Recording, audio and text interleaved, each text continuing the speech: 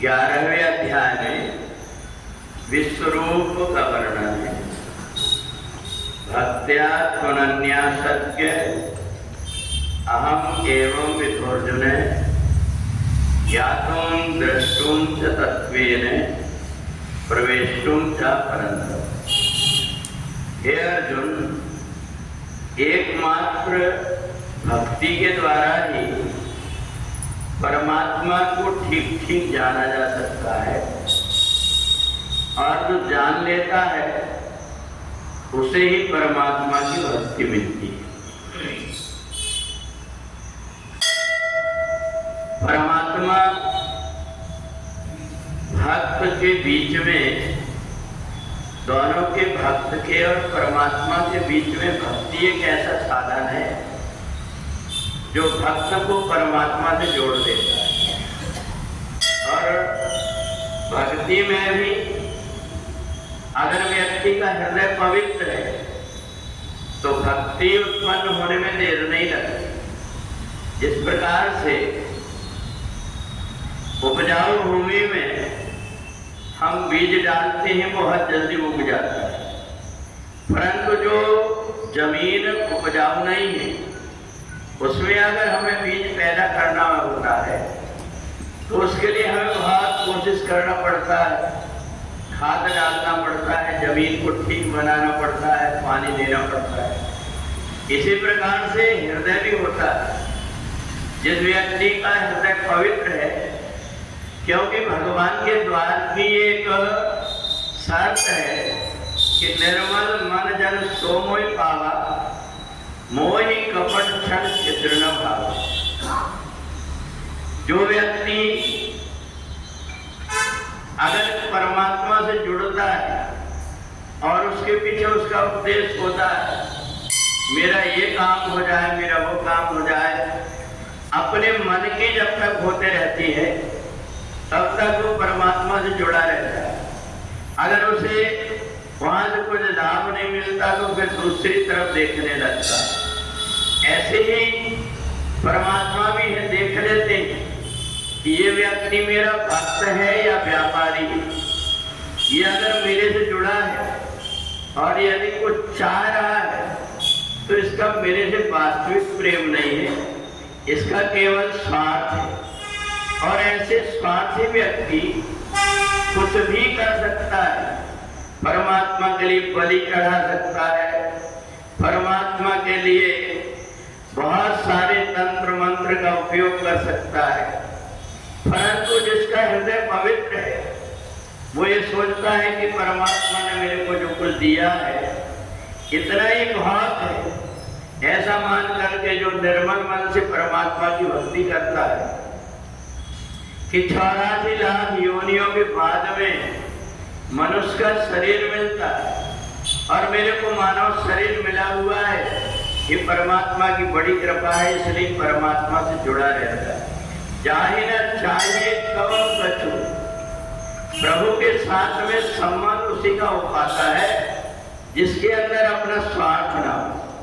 अगर अपना स्वार्थ जुड़ा हुआ होता है तो व्यक्ति उसी ढंग से व्यवहार करता है, उसको अपनी चिंता रहती, दूसरों की नहीं रहती। उसको इस बात का नहीं लगता कि जैसा मेरा मन होता है प्रसन्न रहने का, परमात्मा से जुड़े रहने का, ऐसा दूसरों का भी होता होगा।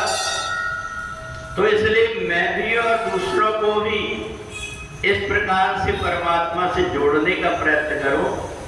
ऐसा जिसके मन के अंदर आता, परमात्मा उसके ऊपर अति शीघ्रता से प्रसन्न हो जाता है।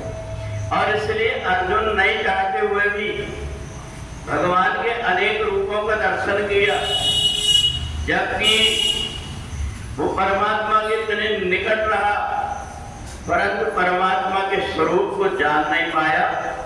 परमात्मा के स्वरूप को परमात्मा ने ही जन्माया। फिर परमात्मा जब देख लेते कि इसका मेरे प्रति पूर्ण समर्पण है तो आगे का कार्य परमात्मा अपने हाथ में ले लेते हैं।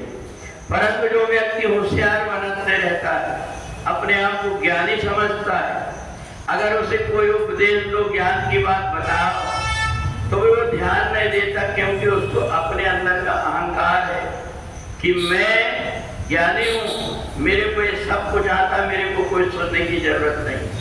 अर्जुन को तब तक के भगवान के रूप का दर्शन नहीं हुआ।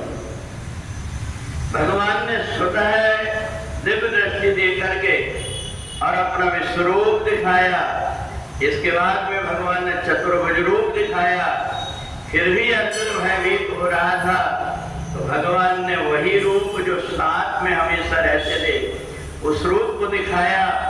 पर अभी भगवान ने ऐसा कर दिया कि इस रूप को कभी भूल ना पाए। तो ये परमात्मा की जो कृपा है ये हमारे व्यवहार से, आचरण से होती है। और इसलिए हमारे अंदर कोई प्रकार का विकार न रह जाए। व्यक्ति अनेक प्रकार के उपाय करता है, कोई जाप करता है, कोई ध्यान करता है, कोई पूजन करता है, कोई व्रत उपवास करता है। तो इसलिए अलकापुरी में एक कुबेर नाम का राजा था। उसने देखा 33 कोटि देवता है, इन सब की मैं पूजा नहीं कर सकता, इसलिए शिव जी की एक मूर्ति रख करके और हर समय भगवान शिव का पूजन करता था।